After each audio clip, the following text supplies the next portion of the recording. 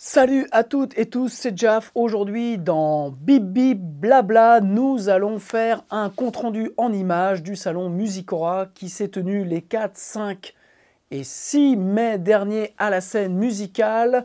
Donc en images des fabricants français, oui monsieur, oui madame, des fabricants donc d'instruments français complètement nouveaux. Et nous allons voir aussi un jeune qui démarre et qui essaye des guitares acoustiques. Bref, un condensé très rapide de ce salon Musicora. Je vous embrasse. En attendant, on s'abonne les copains et on se retrouve après le jingle. Voilà, sans musique. À tout de suite. Ciao.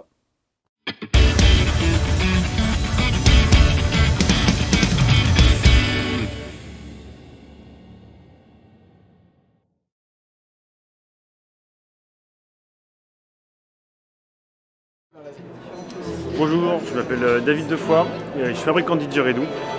Et là, je viens présenter cet instrument qui est un didgeridoo chromatique à coulisses. C'est-à-dire un didgeridoo pour lequel on peut changer de note. Le didgeridoo, c'est un instrument avec une seule note. C'est l'instrument de musique des aborigènes d'Australie. C'est une grosse trompe en bois. Pour lesquels on fait la musique en changeant le timbre de l'instrument avec des articulations. Bon, c'est un instrument qui est comme il n'y a qu'une seule note, du coup la contrainte c'est que quand on joue avec d'autres musiciens, quand la grille harmonique elle change, du coup il y a des moments où ça frotte.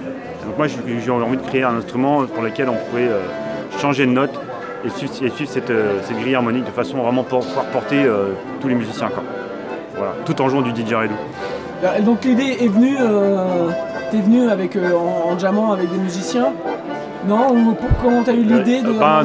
Oui, c'est ça, c'est moi-même en jouant et puis en voyant les autres musiciens, les autres groupes comme ils évoluaient et ils voyaient bien qu'il y a un truc qui... Il te manquait quelque chose dans le moment, quoi. Il y a un moment où je me suis dit, tiens, ça serait bien s'il y avait ça, quoi. D'accord. Voilà. Et donc combien de temps de travail? 3 ans pour arriver à un premier prototype fonctionnel. Ouais. 1 an pour faire les essais et casser tout ce qu'il y avait à casser, normal, quoi. Et puis après, du coup maintenant ça fait 2 ans qu'il est fonctionnel, quoi. Commercialisable. Ok. Et donc on peut le trouver, on le commande chez toi? Oui, on commande chez moi, ouais. D'accord. Donc sur mon site internet. Ok, je mettrai les liens dans le descriptif. Super. Et donc son tarif c'est de 3 000 €. D'accord. Voilà. Et parfait, une petite démo? Bien sûr. Allez.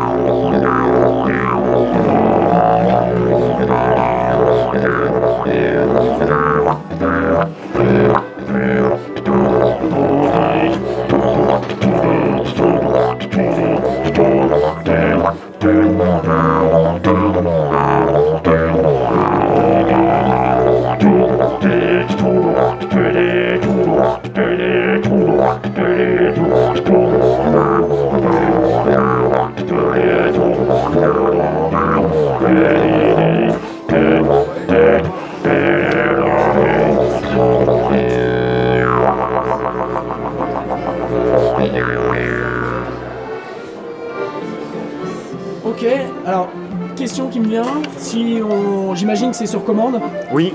D'accord, combien de temps, de délai grosso modo pour avoir... 3-4 mois. 3-4 mois? Ouais. D'accord, ok, super. Et merci beaucoup pour cette démo et longue vie à cet instrument. Longue vie au corn bass. À bientôt. Allez. Longue vie au corn bass. Corn bass. Ouais. Ok, ciao.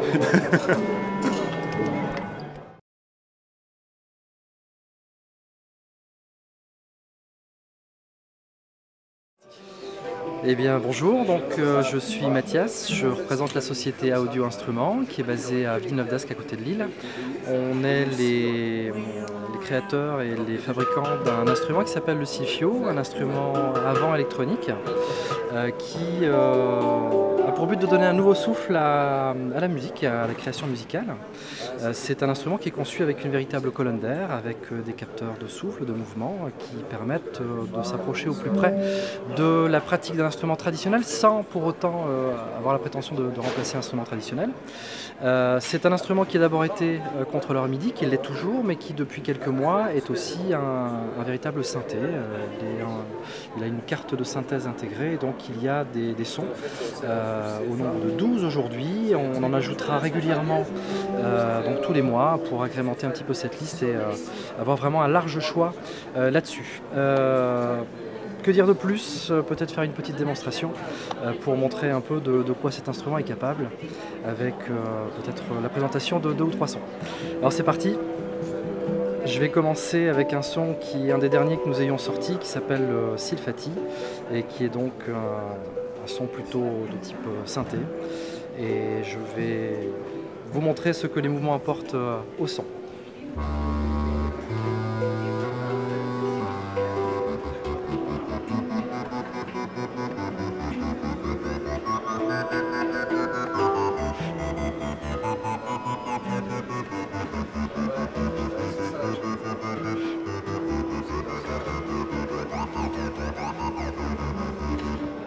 Donc sur ce son-là, qui est un son de synthèse, chaque mouvement va avoir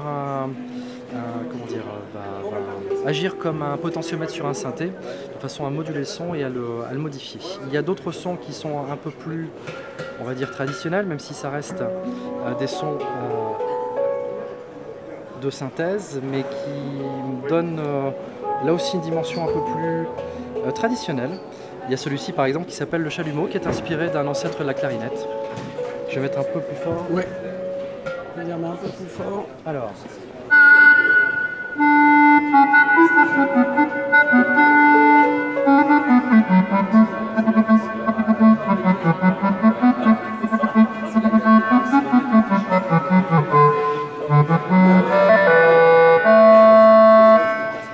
Donc celui-ci fait penser effectivement un peu à la clarinette, et je vais encore vous montrer un son qui est très intéressant, qui est à nouveau un son plutôt type synthé. L'instrument est un instrument monophonique, mais on a ajouté non seulement des effets, mais aussi la possibilité de jouer des accords, que je vais vous exposer là dans quelques secondes.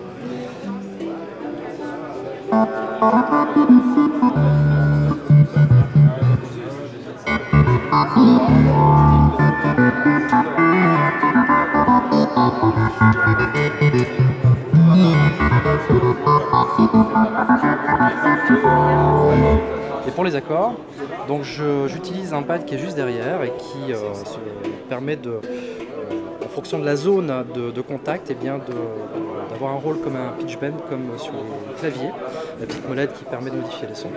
Et aussi sur le bas de ce pad, d'aller chercher sur ce son-là donc des accords.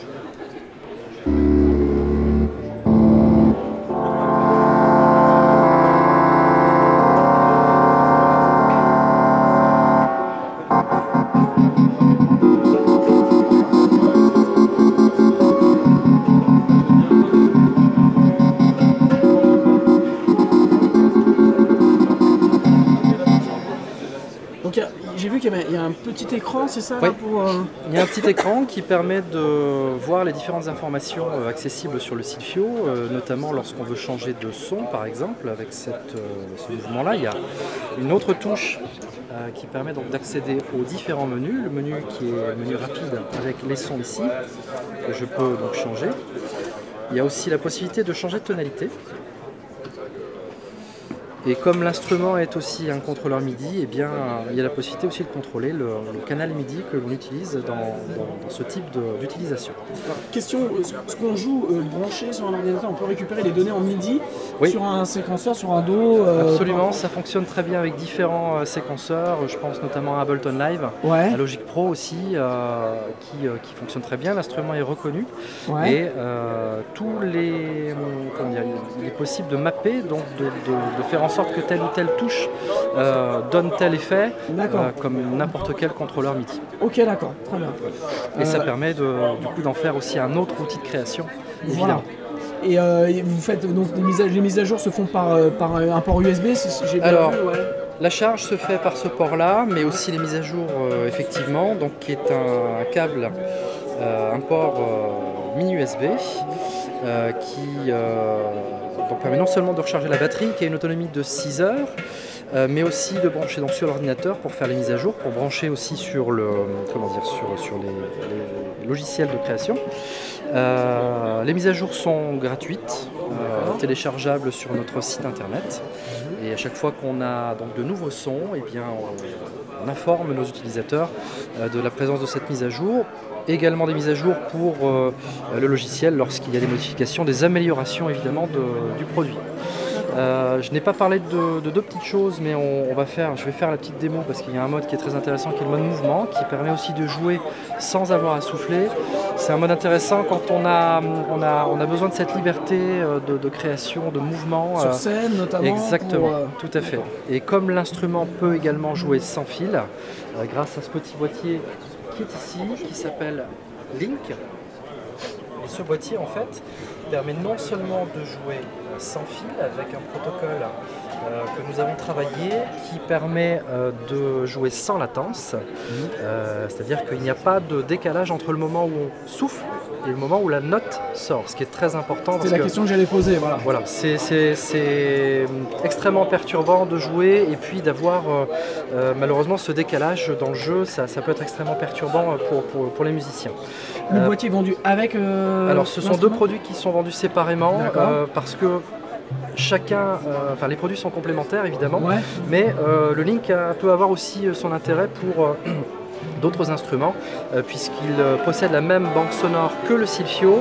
Il peut donc être branché à un autre instrument MIDI, un clavier maître par exemple, et on peut jouer donc les sons du Silphio sur le clavier MIDI. Une autre utilisation très intéressante, c'est si vous aimez des sons de certains claviers, vous avez sur les expandeurs. De la même façon, en branchement MIDI, vous allez connecter l'appareil en question, expandeur ou clavier, sur le Link. Et le Link va transmettre les sons au Silphio et ça vous permet de jouer les sons de ces appareils sur le Silphio. Qu'est-ce que je peux dire encore sur cet appareil? Les prix? Alors le prix pour le Silphio, on le trouve aux alentours de 799 € seul. Le Link est vendu seul 299 € et en général on trouve les deux vendus ensemble à moins de 1000 €, 999 € pour l'achat des deux ensemble. Et on les trouve où? Alors on les trouve sur notre boutique, on a une boutique en ligne, mais on les trouve également dans différents magasins en France et en Europe, puisqu'on est représenté dans différents pays européens, la France, l'Angleterre, l'Allemagne, l'Italie, l'Espagne, et puis il y en a d'autres qui vont s'ajouter dans quelques temps. Ok, super. Une dernière démo? Oui, avec le mode mouvement dont je parlais tout à l'heure, qui peut peut-être intéresser certains musiciens, en tout cas qui en intéressent déjà beaucoup, possesseurs du Silphio. Donc c'est très simple, on active le mode mouvement comme ça. Et alors moi je le pose sur mon épaule pour avoir une certaine stabilité, mais vous voyez, si j'utilise l'élévation du Silphio, ça augmente le volume.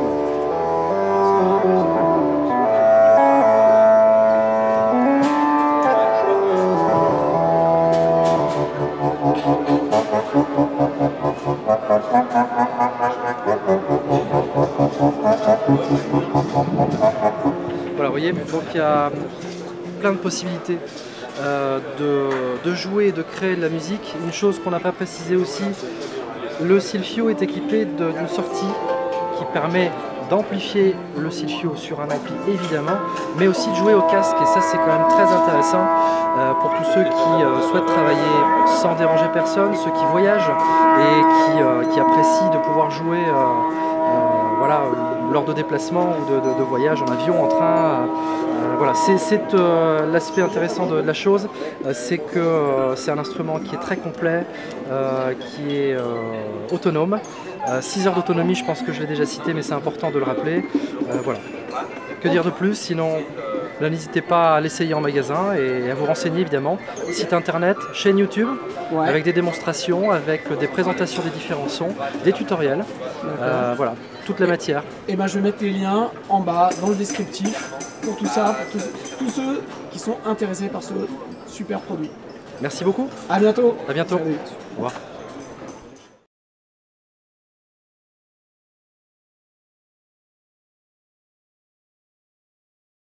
démarre. Allez, bonjour à tous. Je m'appelle Guillaume Toutain, je suis le créateur de cet instrument qui s'appelle le Kitam.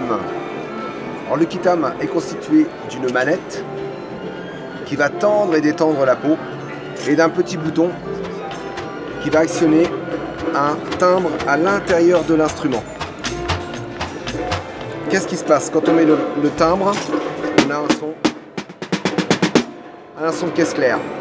Quand on va tendre et détendre la peau,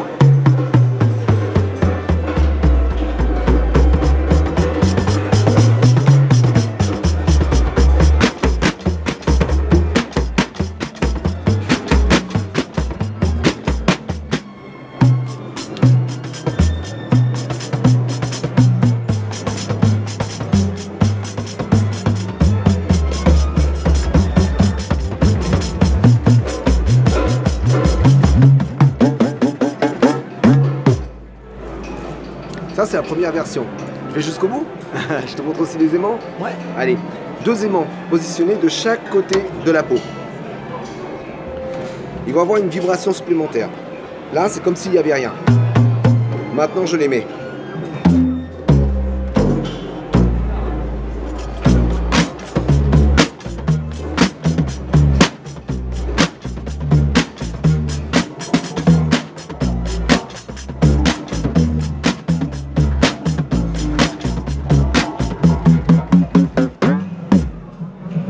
Quelle que soit la position de l'aimant, on va générer des harmoniques.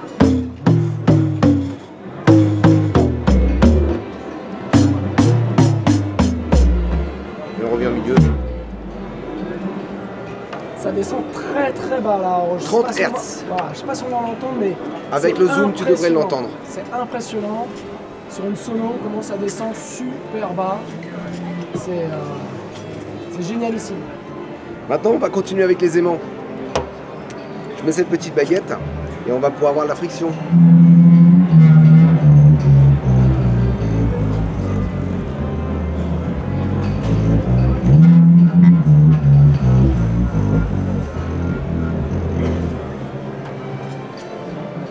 On continue, on explore l'instrument.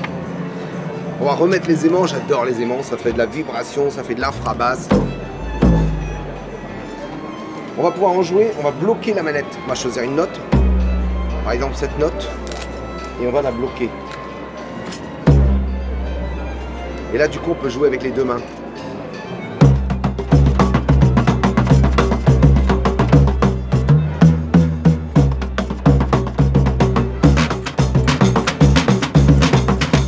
Et donc en fait, on peut en faire un instrument de percussion, on va dire classique, et en même temps, et après aller retoucher en même temps. Retoucher, voilà. sur Et le- là c'est surtout qu'on a les 2 mains C'est ça, disponibles. ouais. On peut avoir tout plein de petites options à taper dessus. On a vraiment une disponibilité. Pour celui qui a l'indépendance des 2 mains, bah, c'est fabuleux quoi. La Ouais. voix est ouverte. Par contre, j'ai travaillé aussi sur l'accès de l'instrument parce qu'il faut avoir ces techniques, elles peuvent être dures à acquérir. Alors, je travaille aussi avec des maillotches.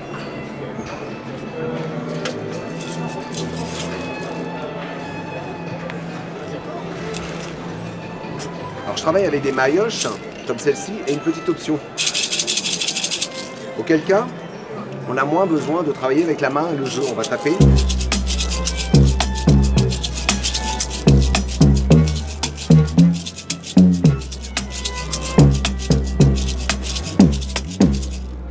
Et ensuite, on peut revenir avec les techniques, la main gauche complètement sur le manche. Hop là, Hop là. j'ai tapé sur les mains. Voilà un petit peu ce qu'on peut faire. Voilà, on peut revenir. On redétend et on revient.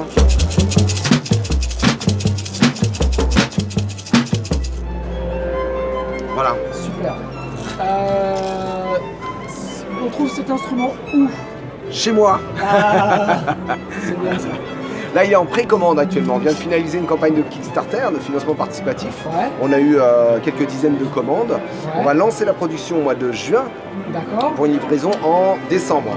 Là maintenant, on peut sur le site internet Kitam Drum s'inscrire sur le formulaire pour les prochaines commandes à venir. D'accord, donc je mettrai le lien dans le descriptif, vous aurez toutes les informations.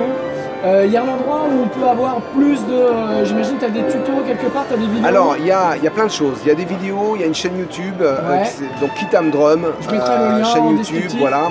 Pour apprendre, il y a un truc important, c'est que j'ai un partenaire, c'est une école d'enseignement musical en ligne sur internet, une école collaborative, donc avec un modèle très particulier sur l'échange entre les personnes et entre les musiciens. Ouais. On va mettre ça en place cette année, on va commencer les réunions avec la commission pédagogique. Il y aura entre 60 et 80 vidéos d'apprentissage de cet instrument.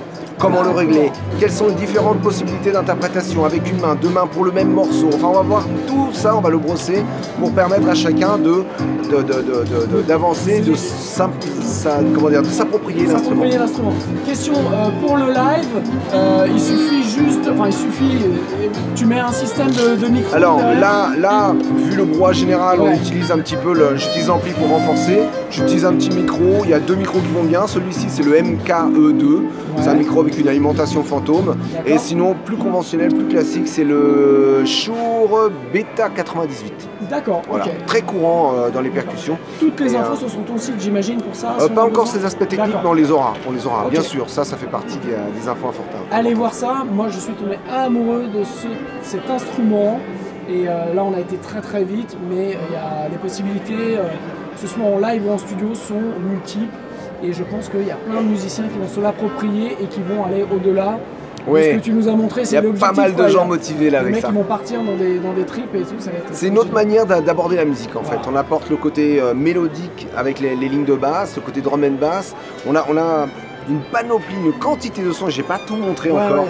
Il y a vraiment une très très grande quantité de sons. J'ai un gars qui m'a dit c'est un synthétiseur acoustique. J'ai trouvé ça assez rigolo parce que il y a de ça. Moi sur la première démo que tu as faite, j'ai entendu, je me suis demandé mais c'est pas possible.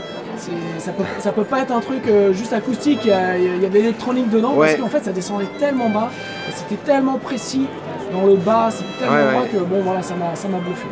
Super, bah écoute, merci beaucoup à toi d'avoir créé cette beauté et vraiment je te souhaite tout le succès et en tout cas je vais faire le maximum pour relayer l'info. Merci, à bientôt, ciao. Nous voici sur le rivage de Doubs.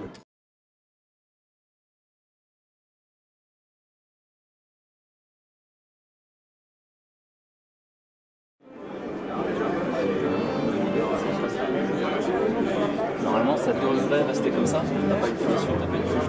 Non, je pense que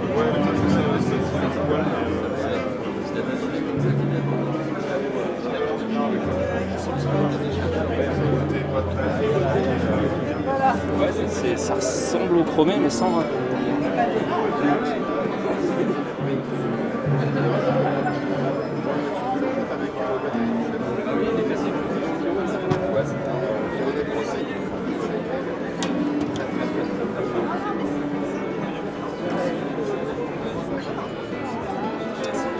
Celle-ci est ma préférée.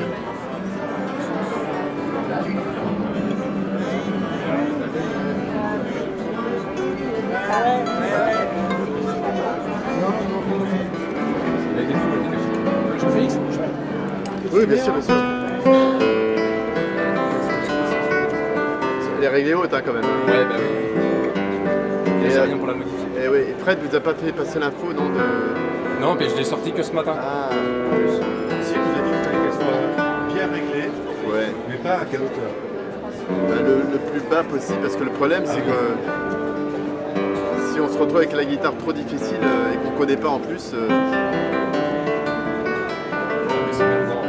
après c'est un piège pour tout le monde, hein, pour celui qui joue et pour le luthier aussi. Vous savez à quelle action vous jouez? Bah, moi je joue en fait sur médium, mais avec des cordes assez proches du manche. En fait. Enfin je parle pour les acoustiques. Ah, pour les cordes d'acier. Ouais. Sinon je joue en tension forte pour les nylons. Hein.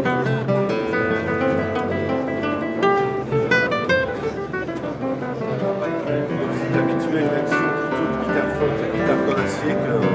Les deux. Et sur nylon je joue tension forte, mais... Bien bas, je pense.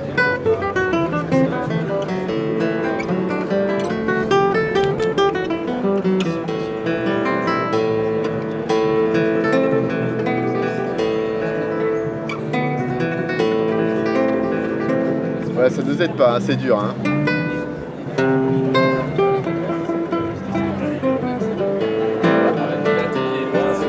Il n'a pas pour longtemps, c'est pour ça que j'ai pas la télé sous la main. Eh oui, oui. Mais il vous l'a pas dit, Fred? Il te l'a pas dit, non? Non, bah, il me l'a dit l'autre jour en arrivant. C'est vrai que...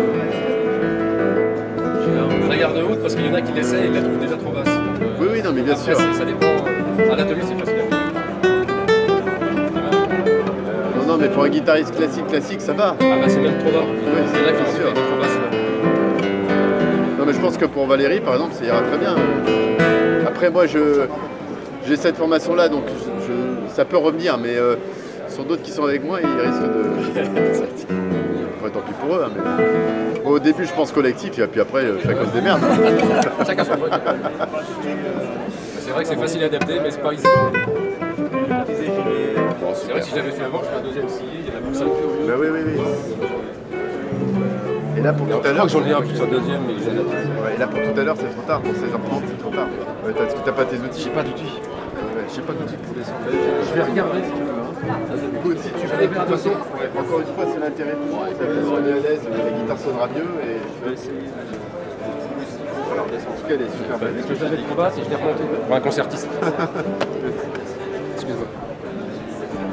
Au pire, ouais, t'as poussé le.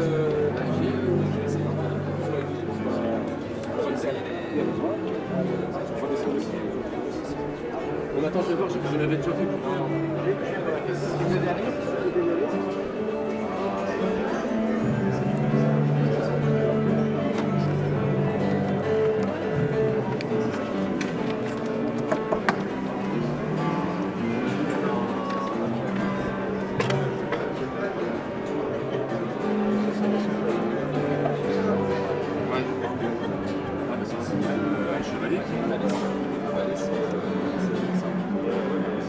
Quelle avance éclate. Non mais je vais voir dans la caisse, j'en ai déjà fait plusieurs, et si ça se trouve, c'est tout seul. C'est pareil, c'est chiant. C'est rigolo, mais ils sont pas brillants. Là, t'es sur un c'est 80 mois. C'est pas ce que tu vois,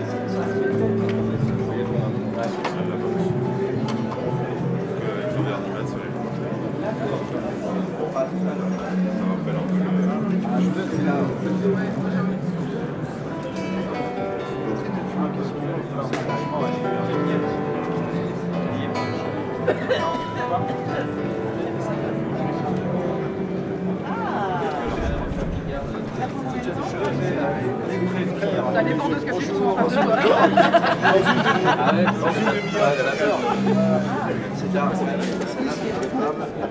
C'est punchant, mais il ne faut pas que ça punch. Ah bah ouais. Mais punchy de punchy, J'ai entendu pas de... les enfants au support.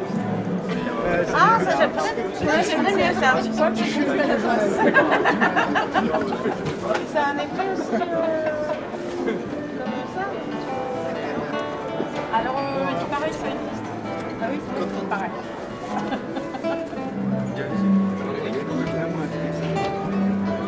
Si. Ouais, ça a besoin de 14 cases.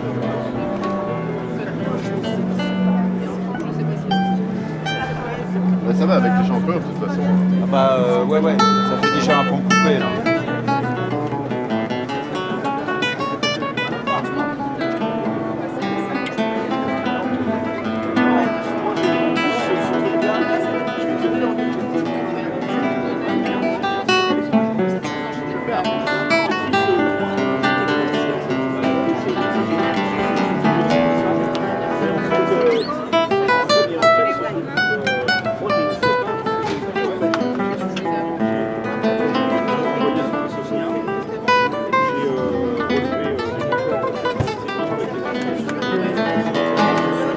Super, bravo. Ouais, bon, elle est claquante, si tu veux essayer l'autre, qui est plus douce. On n'est pas sur du massif.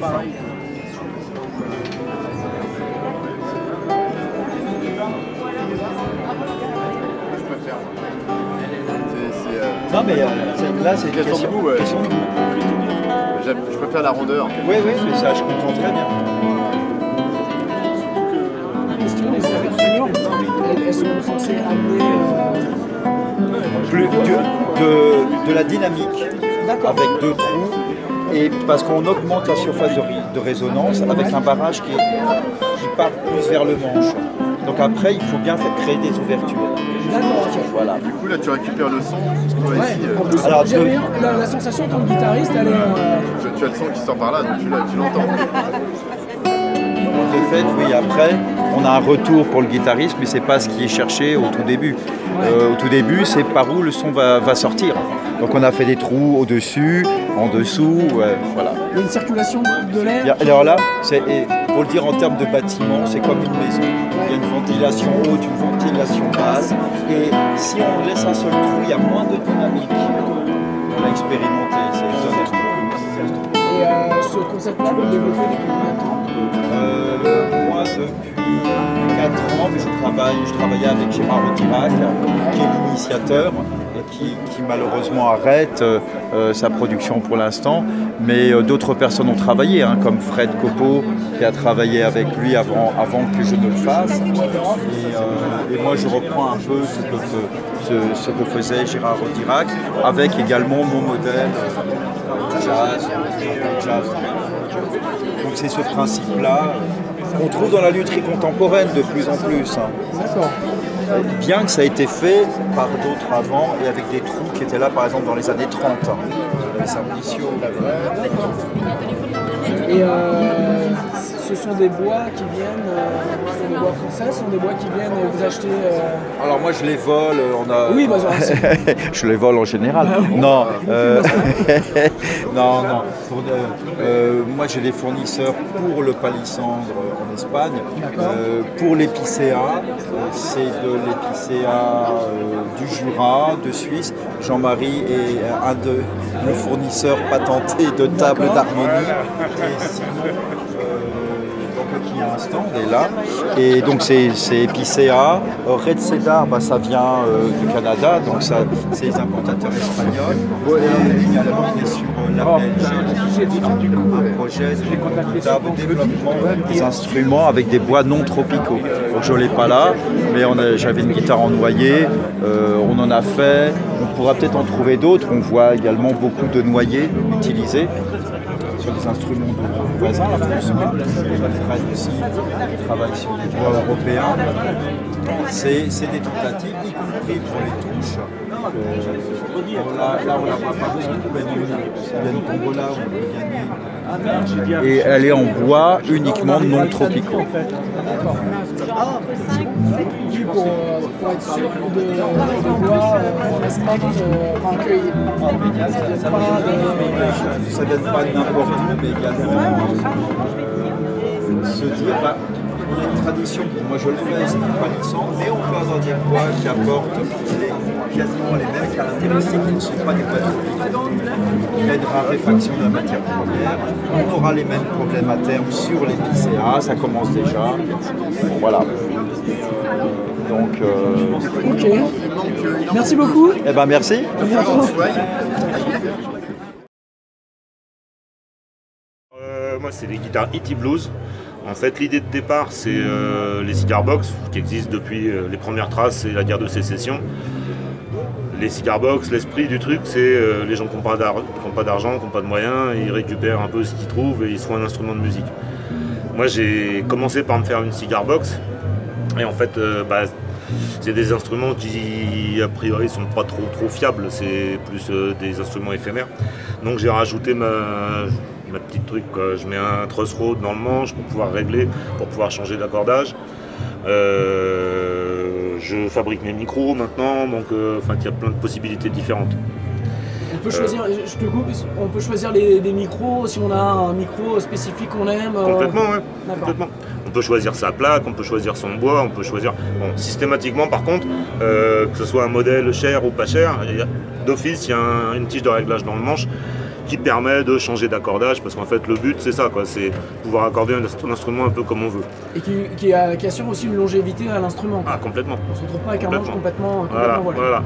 Et parce qu'en fait, si on veut les accordages ouverts, les plus courants c'est l'accordage de sol, l'accordage de ré, déjà sur un jeu de cordes standard de 10-46, on va pas utiliser les mêmes cordes, les mêmes tirants de cordes. Donc d'office, il faudra pouvoir faire un réglage de manche. Il y a un gars qui s'en sert sur scène et lui il accorde comme un dulcimer, donc c'est encore autre chose. Le but de la manœuvre c'est ça, c'est de pouvoir bidouiller les accordages. Moi d'office je les mets en accordage de sol parce que pour le blues c'est l'accordage qui est plus utilisé, mais après c'est ouvert, quoi. Et au niveau micro, oui, On peut mettre ce qu'on veut, des micros simples bobinage, des doubles splittables. Là, il faut absolument que je me mette à travailler sur un P90 maison. Parce qu'en fait, le problème, c'est que mettre un micro pour 6 cordes sur un truc 4 cordes, je trouve que ça colle pas, quoi. Ouais. Autant que ça soit dimensionné, que ça soit fait pour.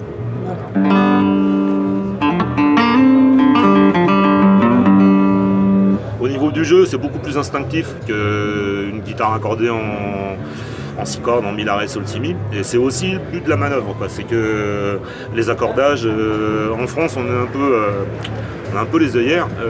Une guitare, c'est accordé mi, la, ré, sol, si, mi, mais en fait, non, quoi. Aux États-Unis, les accordages ouverts, c'est utilisé dans le blues depuis très longtemps. Et ça ouvre un peu l'esprit, justement, de modifier les accordages. Au début, bah, évidemment, on perd ses repères, mais ça se joue beaucoup plus d'instinct qu'une guitare normale, quoi. Le but, c'est de s'amuser, d'avoir un résultat tout de suite et de se faire plaisir. Et si on veut faire un truc hyper simple, en fait, on va jouer en barré. Pour faire un blues, on va plus utiliser les repères de touche plutôt que les notes, puisque à la limite qu'on soit accordé en open de sol ou en open de ré, les écarts sont toujours les mêmes. Donc, et si je veux faire un blues tout bête, vraiment le truc basique, ça va être 0, 5e et 7e case. D'accord. Et pour un débutant, le gros problème qu'on voit souvent, les gens qui débutent ou qui travaillent beaucoup la théorie, bah, ils vont bosser comme des fous la main gauche et la main droite, il n'y en a pas, quoi. Et là, ça permet de faire des trucs hyper simples à la main gauche et tout de suite de bosser la main droite. Genre un truc comme ça.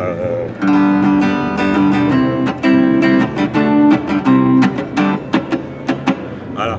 Il n'y a rien à la main droite, à la main gauche, mais ça fait bosser la main droite tout de suite. Ça simplifie le jeu, un truc comme ça.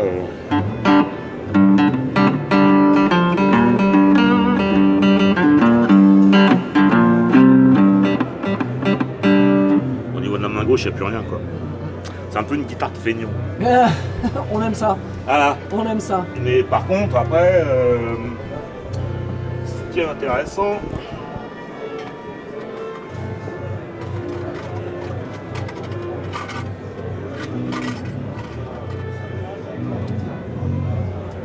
c'est de... Enfin, pour moi, c'est un peu le but aussi, c'est de jouer en slide. Et pareil, au niveau du jeu en slide, c'est long, c'est pas évident parce que ça se joue que d'oreille. Et sur un dobro, par exemple, c'est plus chaud parce que les cordes sont beaucoup plus... il y a 6 cordes et donc l'espace, l'écartement entre les cordes est beaucoup plus serré, quoi. Alors que là, c'est plus simple vu que les cordes sont un peu plus espacées. Et donc on arrive à faire beaucoup plus facilement, choper les notes une par une, quoi.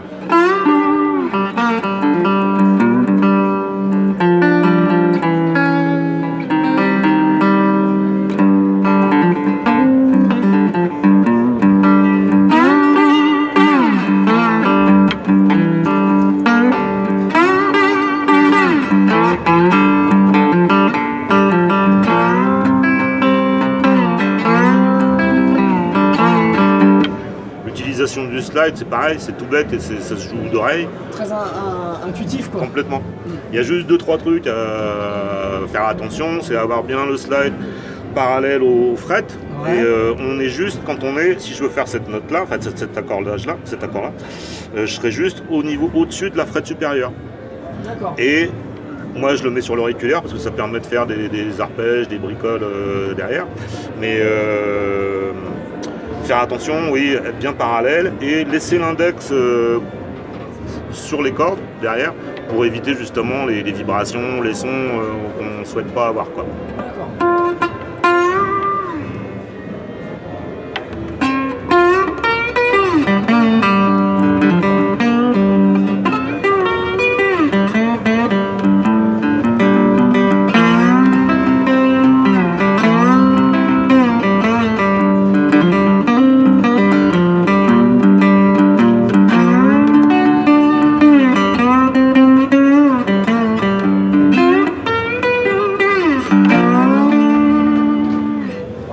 Ça, c'est le jeu au slide. Après, on peut. Ce qui est rigolo après, c'est aussi de prendre des morceaux qui sont faits pour la 6 cordes, accordés en mi, la, ré, sol, si, mi, et de les retransposer en open. Et on se rend compte qu'il y a plein de morceaux qu'on peut faire qui sont beaucoup plus simples à jouer que à l'origine sur une 6 cordes. Par exemple,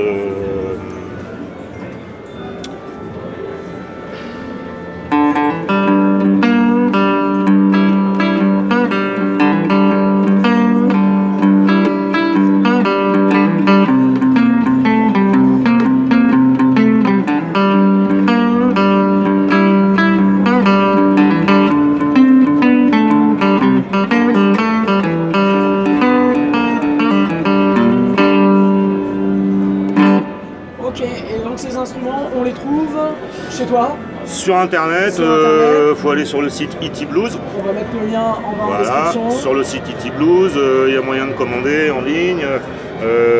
Il y a les prix, il y a les différentes possibilités. On peut choisir sa plaque d'immatriculation, on peut choisir le bois utilisé. Ça va du merisier en massif ou du sycomore. Après, je fais des finitions en sunburst.